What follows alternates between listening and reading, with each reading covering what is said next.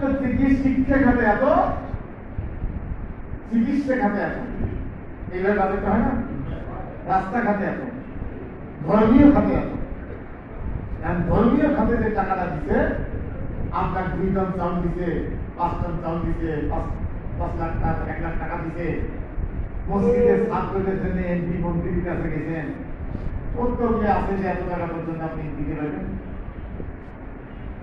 ওই টাকা নিয়ে আসলে ছাপ বানায় আপনি ওখানে নামাজ করতেছেন, দোয়া করতেছেন, সবে কত সবে বলা।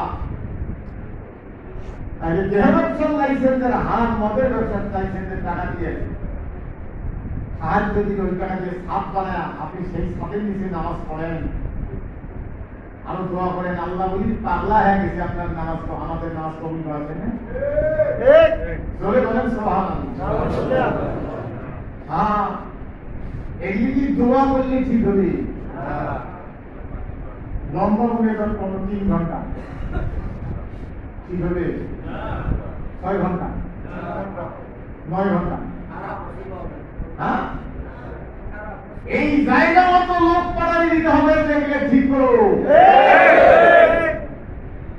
এটা কোথায়? হ্যাঁ, তাহলে দায়িত্বটা আপনার উপরেও খরচ, কিন্তু আপনার যাওয়া যাবে না, দায়িত্ব হবে একজনকে। আপনাকে যদি নিযুক্ত করে আপনি যাবেন, দায়িত্ব যদি পড়ে, যার উপরে দায়িত্ব করছে সেই লোকটা দেখা হয়ে গেছে, 5টা টাকা দিলেন, 50টা টাকা দিলেন, ভাইলে